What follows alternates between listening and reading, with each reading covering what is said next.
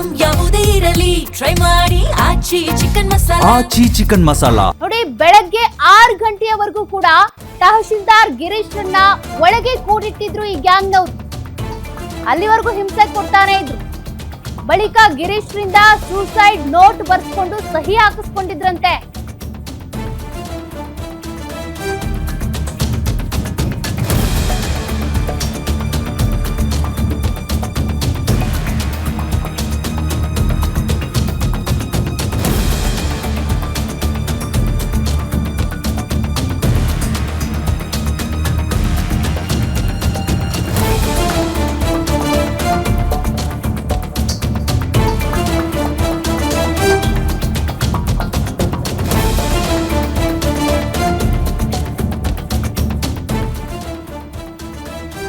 ಒಂದು ಬೆತ್ತಲೆ ವಿಡಿಯೋವನ್ನ ಮಾಡ್ಕೊಂಡಿದ್ದಾರೆ. ಅದರಿಂದ ಬ್ಲಾಕ್ ಮೇಲ್ ಮಾಡ್ತಾ ಇದ್ರು, ಹಣಕ್ಕಾಗಿ ಬೇಡಿಕೆ ಇಡ್ತಾ ಇದ್ರು. ತಕ್ಷಣ 10 ಲಕ್ಷ ಹಣ ಕೊಡದೇ ಇದ್ರೆ ಬೆತ್ತಲೆ ವಿಡಿಯೋ ಲೀಕ್ ಮಾಡೋದಾಗಿ ಬ್ಲಾಕ್ ಮೇಲ್ ಮಾಡಿದ್ರು. ವಿಡಿಯೋ ಡಿಲೀಟ್ ಮಾಡೋದಕ್ಕೆ 1 ಕೋಟಿ ರೂಪಾಯಿ ಕೊಡಬೇಕು ಅಂತ ಡಿಮ್ಯಾಂಡ್ ಇಟ್ಟಿದ್ರು. ಬೆದರಿಕೆ ಮತ್ತು ಹಲ್ಲೆ ಸಂಬಂಧ ಚನ್ನಪಟ್ಟಣ ಪೊಲೀಸರಿಗೆ ತಹಶೀಲ್ದಾರ್ ಗಿರೀಶ್ ದೂರನ್ನ ಕೊಟ್ಟಿದ್ದಾರೆ. ಪ್ರಕರಣ ದಾಖಲು ಮಾಡಿಕೊಂಡಿರುವಂತಹ ಪೊಲೀಸರು ಪ್ರಮುಖ ಆರೋಪಿ ಅನುಷ್ನನ್ನ ಬಂಧಿಸಿದ್ದಾರೆ. ಇನ್ನುಳಿದ 2 ಆರೋಪಿಗಳ ಪತ್ತೆಗೆ ಪೊಲೀಸರಿಂದ ಶೋಧ ಮುಂದುವರೆದಿದೆ. ನೋಡಿ, 3 ಜನರು ಕೂಡ ಸ್ನೇಹಿತರ ರೀತಿ ಡ್ರಿಂಕ್ಸ್ ಬಾಟಲ್ ತೆಗೆದುಕೊಂಡು ಗಿರೀಶ್ ಅವರ ಸರ್ಕಾರಿ ಕಚೇರಿಗೆ ಬರ್ತಾರೆ. ತದನಂತರದಲ್ಲಿ ಕುಡಿಯೋದಕ್ಕೆ ಫೋರ್ಸ್ ಮಾಡ್ತಾರೆ. ಅದರಲ್ಲೂ ಕೂಡ ಆ ಡ್ರಿಂಕ್ಸ್ ನಲ್ಲಿ ಮತ್ತು ಬರುವಂತ ಔಷಧಿಯನ್ನ ಬೆರೆಸಿದ್ರಂತೆ. ಅವ್ರು ಪ್ರಜ್ಞೆ ತಪ್ಪಿದ ತಕ್ಷಣ ಕಟ್ಟಾಕ್ತಾರೆ, ಹೊಡಿತಾರೆ. ಆಮೇಲೆ ಪ್ರಜ್ಞೆ ಬಂದಾಗ ನೋಡಿದ್ರೆ ಬೆತ್ತಲೆ ಆಗ್ಬಿಟ್ಟಿದ್ರು. ಆ ವಿಡಿಯೋವನ್ನ ಇಟ್ಕೊಂಡು ಬ್ಲಾಕ್ ಮೇಲ್ ಮಾಡ್ತಾರೆ 10 ಲಕ್ಷ ಹಣಕ್ಕಾಗಿ. ಅಷ್ಟೇ ಅಲ್ಲ, ಅವ್ರ ಮೈ ಮೇಲಿದ್ದಂತ ಎಲ್ಲಾ ಚಿನ್ನದ ಒಡವೆಗಳನ್ನು ಕೂಡ ಕಸ್ಕೊಂಡಿದ್ದಾರೆ. ಇನ್ನು ಆ ವಿಡಿಯೋ ಡಿಲೀಟ್ ಮಾಡಬೇಕು ಅಂದ್ರೆ 1 ಕೋಟಿ ಹಣ ಕೊಡಬೇಕು ಅಂತ ಕೂಡ ಡಿಮ್ಯಾಂಡ್ ಮಾಡಿದ್ದಾರೆ. ಅಷ್ಟೇ ಅಲ್ಲ, ಅವ್ರನ್ನ ಬೆತ್ತಲೆ ಮಾಡಿ ಲೈಂಗಿಕವಾಗಿ ಹಿಂಸೆ ಕೊಟ್ಟಿರುವ ಆರೋಪ ಕೂಡ ಇದೆ. ಸದ್ಯ ಅನುಷ್ ಶಿವಪ್ಪನನ್ನ ಈಗಾಗಲೇ ಪೊಲೀಸರು ಅರೆಸ್ಟ್ ಮಾಡಿದ್ದು, ಇನ್ನಿಬ್ಬರು ಆರೋಪಿಗಳಿಗಾಗಿ ಪೊಲೀಸರು ಬಲೆ ಬೀಸ್ತಾ ಇದ್ದಾರೆ. ಕಂಪ್ಲೇಂಟ್ ಅಂತೂ ದಾಖಲಾಗಿದೆ. ನೋಡಿ, ಒಬ್ಬ ಸರ್ಕಾರಿ ಅಧಿಕಾರಿಯ ಕತೆ ಹಿಂಗಾಗಿದೆ ಅಂತ. ಸರ್ಕಾರಿ ನಿವಾಸಕ್ಕೆ ಬಂದಂತವ್ರು ಏನೆಲ್ಲ ಮಾಡಿದ್ದಾರೆ ಅಂತ ಫೇಸ್ಬುಕ್ ಅಲ್ಲಿ ಪರಿಚಯ ಆಗಿದ್ರಂತೆ. ಅದಕ್ಕೂ ಮುಂಚೆ ಒಂದ್ಸಲನೂ ಪರಿಚಯ ಇದ್ರಂತೆ. ಆದ್ರೆ ಅದನ್ನ ಯಾವ ರೀತಿ ದುರುಪಯೋಗ ಪಡಿಸ್ಕೊಂಡಿದ್ದಾರೆ ಈ ಆರೋಪಿಗಳು ಅಂತ ಮತ್ತಷ್ಟು ಡೀಟೇಲ್ಸ್ ಕೊಡ್ತಾರೆ ನಮ್ಮ crime bureau head SK Manjunath live ಅಲ್ಲಿ ಜಾಯ್ನ್ ಆಗ್ತಿದ್ದಾರೆ. ಮಂಜುನಾಥ್, ಈ ಪ್ರಕರಣವನ್ನ ನೋಡಿದಾಗ ಅನ್ಸುತ್ತೆ ಮೋಸ ಹೋಗೋದಕ್ಕೆ ಯಾರು ಕೂಡ ಹಿಂದೆ ಮುಂದೆ ನೋಡೋದೇ ಇಲ್ಲ ಅಂತ, ಮೋಸ ಹೋಗುವ ಮುನ್ನ ಗೊತ್ತಾಗೋದೇ ಇಲ್ಲ ಅಂತ. ಫ್ರೆಂಡ್ಸ್ ರೀತಿಯಾಗಿ ಬಂದು ಎಷ್ಟೆಲ್ಲ ವಂಚನೆ ಮಾಡಿದ್ದಾರೆ. ಬೆತ್ತಲೆ ವಿಡಿಯೋ ನಿಜಕ್ಕೂ ಕೂಡ ಪಿನ್ ಟು ಪಿನ್ ಡೀಟೇಲ್ಸ್ ನೋಡಿದಾಗ ಏನ್ ಪ್ರಕರಣಪ್ಪ ಇದು ಅಂತ ಆಶ್ಚರ್ಯ ಆಗ್ಬಿಡುತ್ತೆ. ಏನ್ ಡೀಟೇಲ್ಸ್ ಇದೆ, ಪೊಲೀಸರಿಗ ಕಂಪ್ಲೇಂಟ್ ನಲ್ಲಿ ಏನ್ ಉಲ್ಲೇಖ ಮಾಡ್ಕೊಂಡಿದ್ದಾರೆ, ಏನ್ ಸೆಕ್ಷನ್ಗಳು ಅಟ್ರಾಕ್ಟ್ ಆಗುತ್ತೆ ಈ ಕೇಸ್ನಲ್ಲಿ? ಸೌಖ್ಯ ಚನ್ನಪಟ್ಟಣ ತಾಲೂಕು ಕಚೇರಿಯಲ್ಲಿ ಕೆಲಸ ಮಾಡ್ತಕ್ಕಂಥ ತಹಶೀಲ್ದಾರ್ ಗಿರೀಶ್ ಏನಿದ್ದಾರೆ, ಗಿರೀಶ್ಗೆ ಸಂಬಂಧಪಟ್ಟಂಥ ಒಂದು ಸ್ಫೋಟಕ ವಿಚಾರ ಈಗ ಚನ್ನಪಟ್ಟಣ ಪೊಲೀಸ್ ಠಾಣೆಯಲ್ಲಿ ದಾಖಲಾಗಿರ್ತಕ್ಕಂಥ ದೂರು ಏನಿದೆ ಅದರಲ್ಲಿ ಬೆಳಕಿಗೆ ಬಂದಿರತಕ್ಕಂಥದ್ದು. ಇಲ್ಲಿ ಈ ಹಿಂದೆ ಗಿರೀಶು ಮೈಸೂರಿನಲ್ಲಿ ತಹಶೀಲ್ದಾರಾಗಿ ಕೆಲಸ ಮಾಡ್ತಾ ಇರ್ತಾರೆ. ಆ ಸಂದರ್ಭದಲ್ಲಿ ಫೇಸ್ಬುಕ್ ಮುಖಾಂತರ ಅಲ್ಲಿನ ಒಂದು ಶಿವಶಕ್ತಿ ಸೇನಾ ಸಂಘಟನೆ ಅಂತಕ್ಕಂಥ ಒಂದು ಸೋಷಿಯಲ್ ವರ್ಕ್ ಮಾಡ್ತಕ್ಕಂಥ ಅನುಷ್ ಶಿವಪ್ಪ ಅನ್ನೋರು ಫೇಸ್ಬುಕ್ ಮುಖಾಂತರ ಪರಿಚಯ ಆಗಿರ್ತಾರೆ. ಜೊತೆಗೆ ಏನು ತಹಶೀಲ್ದಾರ್ ಗಿರೀಶ್ ಅವರು ಮಾಡ್ತಕ್ಕಂಥ ಕೆಲವೊಂದು ಸೋಷಿಯಲ್ ವರ್ಕ್ ಏನಿರುತ್ತೆ ಅದಕ್ಕೆ ಸಂಬಂಧಪಟ್ಟಂತೆ ಕೆಲವೊಂದು ವಿಡಿಯೋಗಳನ್ನು ಮಾಡಿಕೊಂಡು ಅವರು ಸೋಷಿಯಲ್ ಮೀಡಿಯಾದಲ್ಲಿ ಅಪ್ಲೋಡ್ ಮಾಡುವಂಥ ಕೆಲಸವನ್ನು ಇದೇ ಅನುಷ್ ಶಿವಪ್ಪ ಅವರು ಮಾಡ್ತಾ ಇರ್ತಾರೆ. ಅದೇ ರೀತಿಯಾಗಿ ಕಳೆದ 2 ತಿಂಗಳ ಹಿಂದೆ ಗಿರೀಶ್ ಅವರು ಮೈಸೂರಿಂದ ಚನ್ನಪಟ್ಟಣಕ್ಕೆ ವರ್ಗಾವಣೆ ಆಗ್ತಾರೆ. ಆ ಸಂದರ್ಭದಲ್ಲೂ ಸಹ ಇವರು ಸಂಪರ್ಕದಲ್ಲಿ ಇರ್ತಾರೆ. ಕಳೆದ ತಿಂಗಳು ಅಂದರೆ ಜೂನ್ 29ನೇ ತಾರೀಕು ರಾತ್ರಿ 11:30 ಸುಮಾರಿಗೆ ಫೇಸ್ಬುಕ್ನಲ್ಲಿ ಒಂದು ಮೆಸೇಜನ್ನು ಕಳಿಸ್ತಾರೆ. ಅದು ಕಾಲ್ಮಿ ಅಂತಕ್ಕಂಥ ಒಂದು ಮೆಸೇಜನ್ನು ಗಿರೀಶ್ಗೆ ಅನೂಪ್ ಶಿವಪ್ಪ ಅವರು ಕಳಿಸ್ತಕ್ಕಂಥದ್ದು. ಅದನ್ನು ನೋಡಿದಂಥ ತಹಶೀಲ್ದಾರ್ ಗಿರೀಶ್ ಅವರು ಅನೂಪ್ಗೆ ಫೋನ್ ಮಾಡ್ತಾರೆ. ಫೋನ್ ಮಾಡಿದಂಥ ಸಂದರ್ಭದಲ್ಲಿ ನಾವು ಮೈಸೂರಿಂದ ಬೆಂಗಳೂರು ಕಡೆ ಹೋಗ್ತಾ ಇದ್ದೀವಿ, ಸಾಧ್ಯವಾದರೆ ಮಾರ್ಗ ಮಧ್ಯೆ ನಿಮ್ಮನ್ನು ಭೇಟಿ ಮಾಡ್ತೀವಿ ಅಂತಕ್ಕಂಥ ಒಂದು ಮನವಿಯನ್ನು ಸಹ ಮಾಡಿರ್ತಾರೆ. ಆದರೆ ಆವತ್ತು ಅವರು ಭೇಟಿ ಆಗೋದಿಲ್ಲ.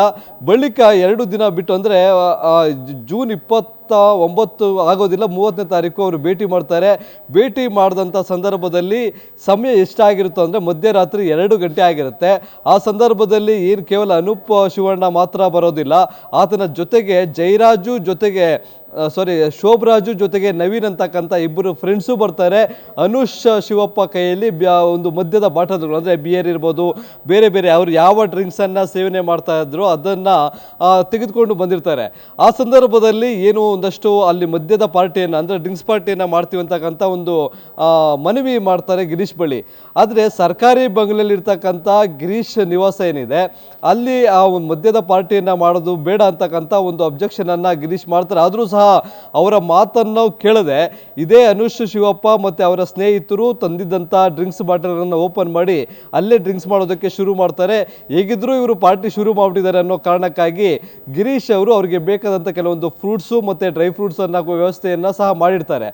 ಇಲ್ಲಿ 2 ಗಂಟೆ ರಾತ್ರಿಗೆ ಏನು ಡ್ರಿಂಕ್ಸ್ ಪಾರ್ಟಿ ಶುರು ಆಗುತ್ತೆ ಆ ಸಂದರ್ಭದಲ್ಲಿ ಇದೇ ಅನುಷ್ ಶಿವಪ್ಪ ಗಿರೀಶ್ಗೆ ಒಂದು ಜ್ಯೂಸನ್ನು ಸಹ ಕೊಟ್ಟಿರ್ತಾರೆ. ಆ ಜ್ಯೂಸ್ ಕುಡಿದಂಥ ಬಳಿಕ ಆತ ಪ್ರಜ್ಞೆ ತಪ್ಪಿ ಬಿದ್ದಿರ್ತಾನೆ ಅಂತಕ್ಕಂಥದ್ದು FIRನಲ್ಲಿ ಉಲ್ಲೇಖ ಆಗಿರ್ತಕ್ಕಂಥ ಸಾರಾಂಶ.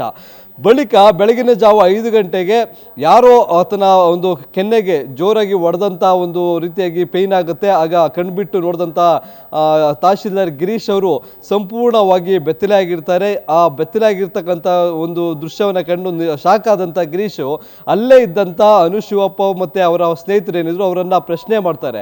ನನ್ನನ್ನು ಯಾಕೆ ವಿವಸ್ತ್ರಗೊಳಿಸಿದ್ದೀರಿ ಅನ್ನೋ ರೀತಿಯಾಗಿ ಪ್ರಶ್ನೆ ಮಾಡಿದಾಗ ಅವರು ನನಗೆ ಚೀಟಿ ವ್ಯವಹಾರದಲ್ಲಿ ಸಮಸ್ಯೆ ಆಗಿದೆ, ಹೀಗಾಗಿ ನನ್ನ ಸಮಸ್ಯೆಗಳನ್ನು ಬಗೆಹರಿಸ್ಕೊಳ್ಬೇಕಾದ್ರೆ 10 ಲಕ್ಷ ಹಣ ಬೇಕು ಅಂತಕ್ಕಂಥ ಒಂದು ಡಿಮ್ಯಾಂಡನ್ನು ಮಾಡ್ತಕ್ಕಂಥದ್ದು. ಇಲ್ಲಿ ಅದೇ ಸಂದರ್ಭದಲ್ಲಿ ಯಾವುದೋ ಒಂದು ಕೆಲಸಕ್ಕೆ ಸಂಬಂಧಪಟ್ಟಂತೆ ತಹಶೀಲ್ದಾರ್ ಗಿರೀಶ್ ಅವರು ಬ್ಯಾಂಕಿಂದ 10 ಲಕ್ಷ ಹಣವನ್ನು ಡ್ರಾ ಮಾಡ್ಕೊಂಡು ಬಂದಿದ್ದಾರೆ ಅನ್ನೋ ಮಾಹಿತಿ ಕೂಡ ಅವರಿಗೆ ಲಭ್ಯವಾಗಿರುತ್ತೆ. ಅದನ್ನು ಮನೆಯಲ್ಲಿರ್ತಕ್ಕಂಥ ಒಂದು ಬೀರುವಿನಲ್ಲಿ ಇಟ್ಟಿರೋ ಬಗ್ಗೆ ಸಹ ಅನುಷ್ ಶಿವಪ್ಪ ಅವರಿಗೆ ಮಾಹಿತಿ ಇರುತ್ತೆ. ಈ 10 ಲಕ್ಷ ಹಣವನ್ನು ಕೊಡಲೇಬೇಕು ಅನ್ನೋ ರೀತಿಯಾಗಿ ಅವರು ಹಿಂಸೆಯನ್ನು ಕೊಡೋದಕ್ಕೆ ಶುರು ಮಾಡ್ತಾರೆ. ಕೀ ಕಿತ್ಕೊಳ್ಳೋದಕ್ಕೆ ಸಹ ಒಂದು ಹಿಂಸೆಯನ್ನು ಕೊಡ್ತಾರೆ. ಆದರೆ ತಹಶೀಲ್ದಾರ್ ಗಿರೀಶ್ ಅವರು ಆ ಒಂದು ಬೀರುವಿನ ಕೀ ನನ್ನ ಬಳಿ ಇಲ್ಲ, ನನ್ನ ಪತ್ನಿ ತೆಗೆದುಕೊಂಡು ಹೋಗಿದ್ದಾರೆ ಅಂತಕ್ಕಂಥ ಒಂದು ಮಾತನ್ನು ಹೇಳಿದಾಗ ಕೋಪದಲ್ಲಿ ಅವರಿಗೆ ಅಂದರೆ ಏನು ಅನುಷ್ ಶಿವಪ್ಪ ಮತ್ತು ಅವರ ಸ್ನೇಹಿತರು ಏನು ಬಂದಿದ್ದು ಶಿವರಾಜು ಮತ್ತು ನವೀನ್ ಅವರು ಮನೋಸೌಚ್ಛೆ ಹಲ್ಲೆ ಮಾಡುವಂಥ ಕೆಲಸವನ್ನು ಆ ರಾತ್ರಿ ಅಂದರೆ 29ರ ರಾತ್ರಿ ಬೆಳಗಿನ ಜಾವ ಈ ರೀತಿಯಾದಂಥ ಕೃತ್ಯವನ್ನು ಎಸಗುವಂಥ ಕೆಲಸವನ್ನು ಮಾಡ್ತಾರೆ.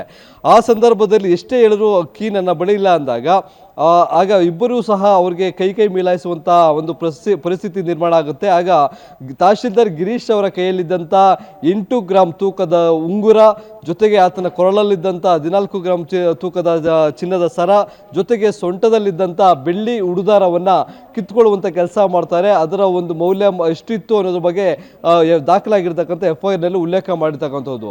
ಅದರ ಜೊತೆಗೆ ಇನ್ನಷ್ಟು ಒಂದು ಹಣವನ್ನು ಸಹ ಕಸಿದುಕೊಂಡು ಹೋಗಿದ್ದಾರೆ ಅಂತಕ್ಕಂಥ ಒಂದು ಮಾಹಿತಿಯನ್ನು ಚನ್ನಪಟ್ಟಣ ಟೌನ್ ಪೊಲೀಸ್ ಠಾಣೆಯಲ್ಲಿ ಏನು FIR ದಾಖಲು ಮಾಡಲಾಗಿದೆ ಅದರಲ್ಲಿ ಉಲ್ಲೇಖ ಮಾಡಿದ್ದಾರೆ ಇದೇ ತಹಶೀಲ್ದಾರ್ ಗಿರೀಶ್ ಅವರು.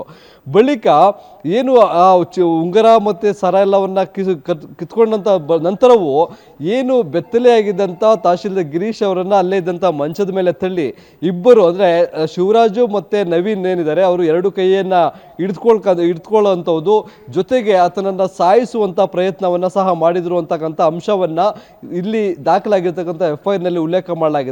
ತಲೆದಿಂಬಿನಿಂದ ಇದೇ ಅನುಷ್ ಶಿವಪ್ಪ ಏನಿದ್ದಾನೆ ಗಿರೀಶ್ ಅವರ ಒಂದು ಮುಖದ ಮೇಲೆ ಬಲವಾಗಿ ಒತ್ತಿ ಆತನನ್ನು ಉಸಿರುಗಟ್ಟಿಸಿ ಕೊಲೆ ಮಾಡುವುದಕ್ಕೂ ಯತ್ನ ಮಾಡಿದ್ರು ಅಂತಕ್ಕಂಥ ಒಂದು ಆರೋಪವನ್ನು FIRನಲ್ಲಿ ಉಲ್ಲೇಖ ಮಾಡಲಾಗಿದೆ. ಇಷ್ಟೆಲ್ಲ ಆದರೂ ಸಹ ಅವರು ಯಾಕೆ ದೂರು ಕೊಟ್ಟಿಲ್ಲ ಅಂತಕ್ಕಂಥ ಒಂದು ಪ್ರಶ್ನೆಗಳು ಸಹ ಬರುತ್ತೆ. ಇಲ್ಲಿ ಕೆಲಸದ ಒತ್ತಡ ಜೊತೆಗೆ ಏನು ಆಸ್ಪತ್ರೆಗೆ ದಾಖಲಾಗಿ ತನಗಾಗಿದ್ದಂಥ ಗಾಯಗಳು ಅಂದರೆ ಇವರಿಬ್ಬರು ಜಗಳ ಮಾಡ್ತಕ್ಕಂಥ ಸಂದರ್ಭದಲ್ಲಿ ತಪ್ಪಿಸ್ಕೊಳ್ಳುವಂಥ ಸಂದರ್ಭದಲ್ಲಿ ಕೈಗೆ ತರಚಿದ ಗಾಯಗಳಾಗಿತ್ತು. ಅದಕ್ಕೆ ಸಂಬಂಧಪಟ್ಟಂತೆ ಚನ್ನಪಟ್ಟಣ ಸರ್ಕಾರಿ ಆಸ್ಪತ್ರೆಯಲ್ಲಿ ಚಿಕಿತ್ಸೆ ಪಡೆದಿದ್ದೇನೆ ಅಂತಕ್ಕಂಥ ಒಂದು ಅಂಶವನ್ನು ತಹಶೀಲ್ದಾರ್ ಗಿರೀಶ್ ಅವರು ದೂರಿನಲ್ಲಿ ಉಲ್ಲೇಖ ಮಾಡಿದ್ದಾರೆ. ಒಬ್ಬ ತಹಶೀಲ್ದಾರ್ಗೆ ಯಾರಾದರೂ ಹಲ್ಲೆ ಮಾಡಿದ್ರು ಜೊತೆಗೆ ರಕ್ತ ಬರುವಂಥ ಗಾಯಗಳಾಗಿದ್ದಾವೆ ಅನ್ನೋದಾದರೆ ಆತ ಸರ್ಕಾರಿ ಆಸ್ಪತ್ರೆಗೆ ದಾಖಲಾಗಿ ಚಿಕಿತ್ಸೆ ಪಡಿತಾನ ಅಂತಕ್ಕಂಥ ಒಂದು ಪ್ರಶ್ನೆಯೂ ಸಹ ಇಲ್ಲಿ ಅನುಮಾನಕ್ಕೆ ಎಡೆ ಮಾಡಿಕೊಳ್ಳಲಾಗುತ್ತೆ. ಆತನಿಗೆ ಒಬ್ಬ ತಹಶೀಲ್ದಾರ್ ಹೋಗ್ತಾ ಇದ್ದಂತಂದರೆ ಮಲ್ಟಿ ಸ್ಪೆಷಾಲಿಟಿ ಹಾಸ್ಪಿಟಲಲ್ಲಿ ಚಿಕಿತ್ಸೆಗೆ ವ್ಯವಸ್ಥೆ ಇರುತ್ತೆ, ಅದಕ್ಕೆ ಬೇಕಾದಂಥ ಖರ್ಚನ್ನು ಸಹ ಅವರು ಭರಿಸುವಂಥ ತಾಕತ್ತು ಇರುತ್ತೆ ಅವರಿಗೆ. ಆದರೆ ಸರ್ಕಾರಿ ಆಸ್ಪತ್ರೆಯಲ್ಲಿ ಹೋಗಿ ಚಿಕಿತ್ಸೆ ಪಡೆದಿದ್ದೇನೆ ಅಂತಕ್ಕಂಥದ್ದು ಅನುಮಾನಕ್ಕೆ ಎಡೆ ಮಾಡಿಕೊಡ್ತಕ್ಕಂಥದ್ದು. ಇದಾದ ಬಳಿಕ ಈ ಕೃತ್ಯ ನಡೀತಕ್ಕಂಥದ್ದು ಜೂನ್ 29ನೇ ತಾರೀಕು ಕಳೆದ ಒಂದು 3 ದಿನಗಳ ನಂತರ ಆತ ಹೋಗಿ ದೂರನ್ನು ದಾಖಲು ಮಾಡ್ತಾರೆ. ಸದ್ಯ ಯಾವ ರೀತಿಯಾದಂಥ ಆರೋಪಗಳನ್ನು ಮಾಡಿದ್ದಾನೆ ಅನ್ನೋದಾದರೆ ಈ 3 ಜನ ಆರೋಪಿಗಳು ಒಂದು ವಿಡಿಯೋವನ್ನು ಮಾಡ್ಕೊಂಡಿದ್ರು. ಯಾವಾಗ ಗಿರೀಶ್ ಬೆತ್ತಲೆ ಆಗಿದ್ರು, ನಗ್ನ ರೂಪದಲ್ಲಿದ್ದರು. ಆ ಒಂದು ವಿಡಿಯೋವನ್ನು ಮಾಡಿಕೊಂಡು ಬ್ಲ್ಯಾಕ್ ಮೇಲನ್ನು ಮಾಡೋದಕ್ಕೆ ಶುರು ಮಾಡಿದ್ರು ಅಂತಕ್ಕಂಥ ಆರೋಪವನ್ನು ಮಾಡಿದ್ದಾರೆ. ಕೇವಲ ಮೊದಲಿಗೆ 10 ಲಕ್ಷ ಹಣಕ್ಕೆ ಡಿಮ್ಯಾಂಡ್ ಮಾಡಿದಂಥವರು ವಿಡಿಯೋವನ್ನು ಮಾಡಿಟ್ಕೊಂಡು ನಂತರ ಒಂದು ವೇಳೆ ಆ ವಿಡಿಯೋ ಲೀಕ್ ಆದಂಥ ಸಂದರ್ಭದಲ್ಲಿ ಮಾನವಕ್ಕೆ ಮರ್ಯಾದೆಗೆ ಅಂಜಿ ಗಿರೀಶ್ ಏನಾದರೂ ಆತ್ಮಹತ್ಯೆ ಮಾಡಿಕೊಂಡ್ರೆ ಅದಕ್ಕೆ ಆತನೇ ಜವಾಬ್ದಾರಿ ಅನ್ನೋ ರೀತಿಯಾಗಿ ಒಂದು ಸೂಸೈಡ್ ನೋಟನ್ನು ಸಹ ಬರ್ಕೊಂಡಿರ್ತಾರೆ. ನನ್ನ ಸಾವಿಗೆ ನಾನೇ ಕಾರಣ ಅನ್ನೋ ರೀತಿಯಾಗಿ ಅವರನ್ನು ಎದುರಿಸಿ ಒಂದು ಡೆತ್ ನೋಟನ್ನು, ಒಂದು ಸೂಸೈಡ್ ನೋಟನ್ನು ಬರೆದು ಅದಕ್ಕೆ ಗಿರೀಶ್ ಅವರಿಂದ ಬಲವಂತವಾಗಿ ಸಹಿಯನ್ನು ಪಡೆದುಕೊಂಡಿದ್ರು ಅಂತಕ್ಕಂಥ ಒಂದು ಆರೋಪವನ್ನು ಸಹ ಈ ಒಂದು ದೂರಿನಲ್ಲಿ ಉಲ್ಲೇಖ ಮಾಡಿರ್ತಕ್ಕಂಥದ್ದು. ಈಗ ಸದ್ಯ ಅವರು ಕೊಟ್ಟಂತ ಒಂದು ದೂರಿನ ಆಧಾರದ ಮೇಲೆ ಚನ್ನಪಟ್ಟಣ ಪೊಲೀಸ್ ಠಾಣೆಯಲ್ಲಿ ಸುಲಿಗೆ ಜೊತೆಗೆ ಏನು ಬ್ಲ್ಯಾಕ್ ಮೇಲ್ ಪ್ರಕರಣ, ಒಂದು ನಂತರ ಏನು ಹಣಕ್ಕೆ ಡಿಮ್ಯಾಂಡ್ ಮಾಡಿದಂಥ ಒಂದು ಪ್ರಕರಣಕ್ಕೆ ಸಂಬಂಧಪಟ್ಟಂತೆ BNS ಅಡಿಯಲ್ಲಿ ಒಂದು FIR ಅನ್ನು ದಾಖಲು ಮಾಡ್ಕೊಂಡಿದ್ದಾರೆ. ಆ FIR ದಾಖಲಾದಂಥ ಕೂಡಲೇ ಏನು ಅವತ್ತು ನಡೆದಂಥ ಒಂದು ಘಟನೆಗೆ ಸಂಬಂಧಪಟ್ಟಂತೆ ಯಾರ್ಯಾರು ಭಾಗಿಯಾಗಿದ್ರು ಅವರ ಮೊಬೈಲ್ ನಂಬರ್ಗಳನ್ನು ಪಡೆದಂಥ ಚನ್ನಪಟ್ಟಣ ಪೊಲೀಸರು ಕ್ಷಿಪ್ರ ಕಾರ್ಯಾಚರಣೆಯನ್ನು ನಡೆಸಿ ಮೈಸೂರಿನಲ್ಲಿದ್ದಂಥ ಅನುಷ್ ಶಿವಪ್ಪನನ್ನು ಈಗಾಗಲೇ ಬಂಧನ ಮಾಡಲಾಗಿದೆ. ಬಂಧನ ಮಾಡಿರ್ತಕ್ಕಂಥ ಅನುಷ್ ಶಿವಪ್ಪನನ್ನು ತೀವ್ರ ವಿಚಾರಣೆಗೆ ಒಳಪಡಿಸುವಂಥ ಕೆಲಸವನ್ನು ಈಗ ಚನ್ನಪಟ್ಟಣ ಟೌನ್ ಪೊಲೀಸರು ಮಾಡ್ತಾ ಇದ್ದಾರೆ. ಮತ್ತೊಂದು ಕಡೆ ಇದರಲ್ಲಿ ದೂರಿನಲ್ಲಿ ಏನೆಲ್ಲ ಅನುಮಾನಕ್ಕೆ ಎಡೆ ಮಾಡಿಕೊಂಡಿರ್ತಕ್ಕಂಥ ಅಂಶಗಳಿದಾವೆ ಅದಕ್ಕೆ ಸಂಬಂಧಪಟ್ಟಂತೆ ಒಂದು ವಿಶೇಷ ತಂಡವನ್ನು ರಾಮನಗರ SP ಆಗಿರ್ತಕ್ಕಂಥ ಶ್ರೀನಿವಾಸ್ ಗೌಡ ಅವರ ನೇತೃತ್ವದಲ್ಲಿ ಚನ್ನಪಟ್ಟಣ ಟೌನ್ ಪೊಲೀಸ್ ಇನ್ಸ್ಪೆಕ್ಟರು ಜೊತೆಗೆ ಒಂದಷ್ಟು ಜನ ಕ್ರೈಮ್ ಸ್ಟಾಫ್ ಅನ್ನ ನೇಮಕ ಮಾಡಿರ್ತಕ್ಕಂಥ ಪೊಲೀಸರು ಇನ್ನು ಉಳಿದಂಥ ಆರೋಪಿಗಳಾದಂಥ ಶಿವರಾಜು ಮತ್ತು ನವೀನ್ ಏನು ತಲೆ ಮರೆಸ್ಕೊಂಡಿದ್ದಾರೆ ಅವರ ಬಂಧನಕ್ಕಾಗಿ ಒಂದು ಬಲೆಯನ್ನು ಬೀಸಿದ್ದಾರೆ. ಇನ್ನು ಏನು ಇಲ್ಲಿ ಮೊದಲಿಗೆ 10 ಲಕ್ಷ ಡಿಮ್ಯಾಂಡ್ ಮಾಡಿದಂಥವರು ಬಳಿಕ ಏನು ತಾವು ಮಾಡಿಕೊಂಡಿದ್ದಂಥ ಒಂದು ಸೂಸೈಡ್ ನೋಟ್ ಇರ್ಬೋದು, ಜೊತೆಗೆ ಕೆಲವೊಂದು ಅಗ್ರಿಮೆಂಟ್ಗೆ ಸಿಗ್ನೇಚರ್ಗಳನ್ನು ಮಾಡ್ಕೊಂಡಿರ್ತಾರೆ ಅಂತಕ್ಕಂಥ ಮಾಹಿತಿ ಇದೆ. ಅದನ್ನು ಅರ್ಧ ಹಾಕಿದ್ರು ಇಲ್ಲಿಂದ ಹೋಗೋ ಸಂದರ್ಭದಲ್ಲಿ ಚನ್ನಪಟ್ಟಣದ ಸರ್ಕಾರಿ ನಿವಾಸ ಅಂದರೆ ತಹಶೀಲ್ದಾರ್ ಅವರ ಸರ್ಕಾರಿ ನಿವಾಸ ಏನಿತ್ತು ಅಲ್ಲಿಂದ ಹೋಗಬೇಕಾದ್ರೆ ಬೆಳಗಿನ ಜಾವ 7 ಗಂಟೆ ಸುಮಾರಿಗೆ ಅವರು ಹೋಗ್ತಾರೆ ಅಂತಕ್ಕಂಥ ಮಾಹಿತಿ ಇದೆ. ಆ ಸಂದರ್ಭದಲ್ಲಿ ಕೆಲವು ದಾಖಲೆಗಳಿಗೇನು ಸಿಗ್ನೇಚರನ್ನು ಮಾಡಿಸ್ಕೊಂಡಿದ್ರು ಅದನ್ನು ಅರ್ಧ ಹಾಕಿದ್ರು ಅಂತಕ್ಕಂಥ ಮಾಹಿತಿ ಸಿಕ್ಕಿದೆ. ಅದಾದ ಬಳಿಕ ಮೈಸೂರಿಗೆ ಹೋಗಿ ಏನು ಆ ವಿಡಿಯೋವನ್ನು ನಾವು ನ್ಯೂಸ್ ಚಾನಲಲ್ಲಿ ಪ್ರಸಾರ ಮಾಡ್ತೀವಿ, ಜೊತೆಗೆ ಸೋಷಿಯಲ್ ಮೀಡಿಯಾದಲ್ಲಿ ಪ್ರಸಾರ ಮಾಡ್ತೀವಿ ಅನ್ನೋ ರೀತಿಯಾಗಿ ಎದುರಿಸಿ ಬರೋಬ್ಬರಿ 1 ಕೋಟಿ ರೂಪಾಯಿ ಹಣಕ್ಕೆ ಡಿಮ್ಯಾಂಡನ್ನು ಮಾಡಿದ್ರು ಅಂತಕ್ಕಂಥ ಮಾಹಿತಿಯು ಈಗ ಪೊಲೀಸರ ತನಿಖೆ ವೇಳೆ ಬೆಳಕಿಗೆ ಬಂದಿರತಕ್ಕಂಥದ್ದು. ಆ ಆಯಾಮದಲ್ಲಿ ಈಗ ತನಿಖೆಯನ್ನು ಮುಂದುವರಿಸಿರ್ತಕ್ಕಂಥದ್ದು. ಸೌಖ್ಯ. Okay, thank you Manjunath ಡೀಟೇಲ್ಸ್ಗೆ.